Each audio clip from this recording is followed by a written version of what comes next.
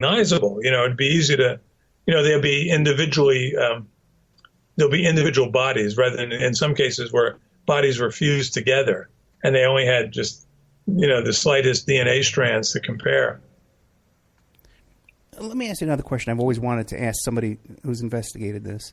I heard a story because my buddies were the NYPD Harbor Aviation guys who actually brought up debris from there, okay? The best man at my wedding. These are people I know very well.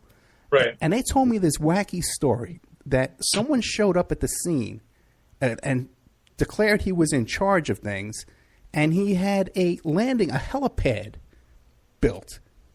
And then they found out that he didn't have any real credentials. Did you ever hear anything about that story? No, I have not, but I don't doubt it. There's so much weird stuff going on. Okay, all right. And you're right. If you've been out on Long Island, every other person on Long Island has some connection to this. Oh, really? Because so many people were involved in the rescue and recovery and investigation, the rehabilitation of the plane, et cetera. So, yeah, I every time I do a show like this, Ed, I'll get a dozen emails from people saying, hey, I was there, I know something, And I've been able to piece it together little by little. And I've learned almost as much after the book came out in July than I have before, Not almost as much, but I've learned a good deal. So now, how soon did the cover-up start? It started immediately, but it was improvisational. Here's what I know for sure. One of my best supporters is a fellow named Vern Gross, who is had been a member of the National Transportation Safety Board. I should say there's only 5 people on the National Transportation Safety, the board. So it's a very powerful position. And Gross was a Reagan-era appointee, but he was probably the most knowledgeable person in the country on plane crashes. So CNN called him in that night to do on-air commentary. He said he was there for 6 straight hours. He could barely take a bathroom break. He said, but while he was still on the air, and so now we're talking, before 3 or 4 a.m., the FBI had already taken over the investigation. This is illegal. National Transportation Safety Board was set up to, to give a certain independence to these kind of investigations, and for good reason, because the FBI reports to the Justice Department, and we've seen how that goes, just in the last few months. Yeah. Now, but what Vernon Gross did not know at the time, which really none of us did until we unearthed this treasure trove of CIA documents within the last year. And that's what makes my new book so, I would say, so vital in terms of new information. We know now everything the CIA was up to. On day one, they announced, they admit in their memos, these inter-office memos that we've seized, that they had involved themselves in investigation, which was doubly illegal. Because not only had they no business with the investigation, a domestic airline investigation, but according to the famous Wall memo, which had been authorized the year before by the Clinton DOJ, they weren't allowed to communicate with the FBI on criminal or intelligence issues. They had to keep their own separate provinces. But they ignored that right away. And their only role at the CIA from day one, and it's evident, and when you read their documents, was to make all talk of missiles go away. So on July 30th, now we're 13 days after the crash, the CIA analyst sends a press release, sends a memo to his superior, and the names are redacted. I know who the analyst was, though. And it says, it's titled, Hold the Presses. The analyst, CIA guy, has just met with the FBI missile team. It's a 2 or 3 man team. And I've identified the head of that team after my book came out. And the missile team told them they had already interviewed 144 excellent eyewitnesses to a surface-to-air missile strike on TWA Flight 800. These witnesses were, quote, mainly professional. They were excellent. They were totally consistent, too consistent for it to be anything but a missile. And the FBI was ready to go forward with this report. This was 2 weeks after the crash. That's how much they knew. And I don't doubt that this is true because the FBI started the interviews immediately, and they did them in good faith initially, even though they didn't really they weren't very sophisticated about how they went about it. Well, the CIA guy says to his superior, he brags to him, I discouraged him from going forward with this report, blah, blah, blah.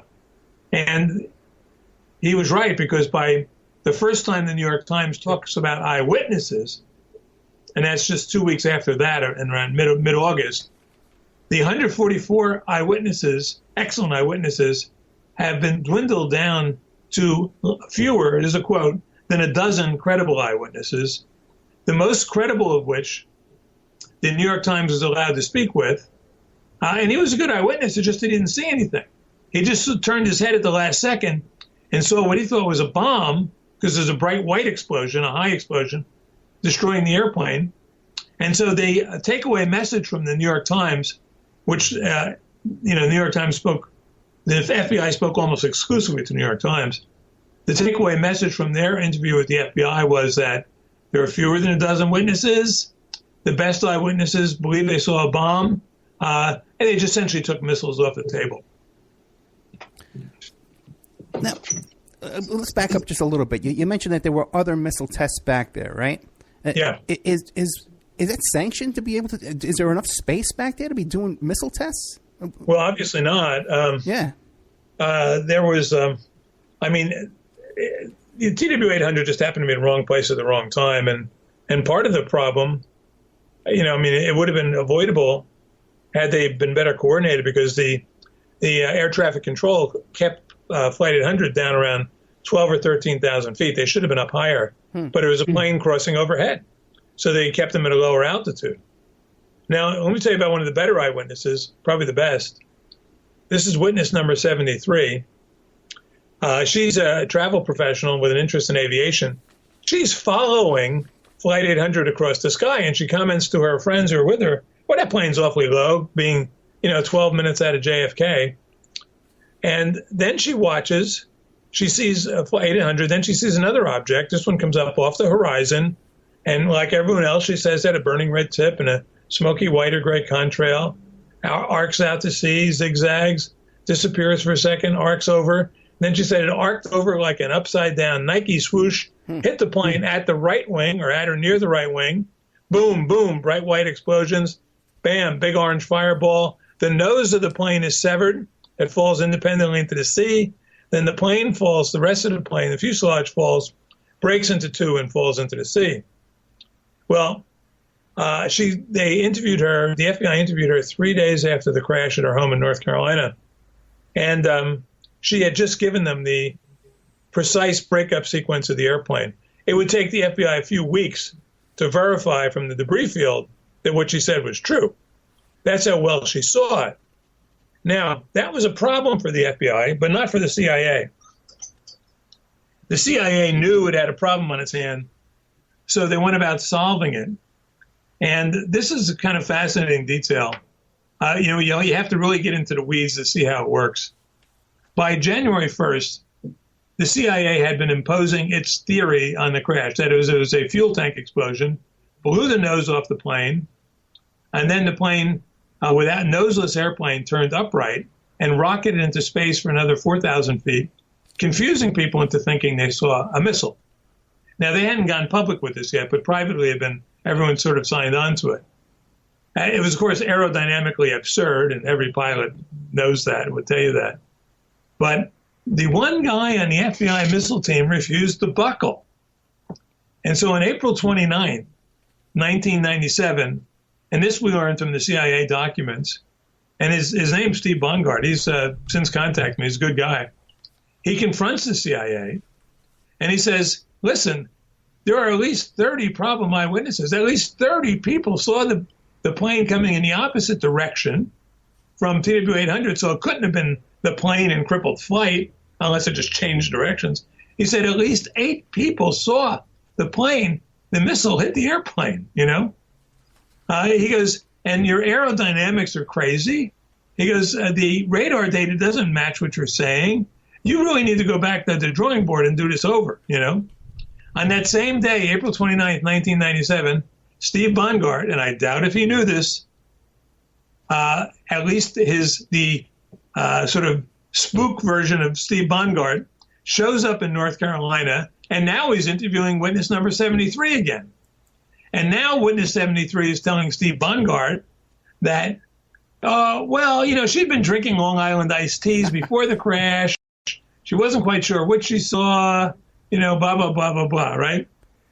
So, I would say 13, I can tell you, it's 2009, 13 years after the crash, out of the blue, witness number 73 calls me, Yeah. And she knew she'd read my earlier book and found her way to me.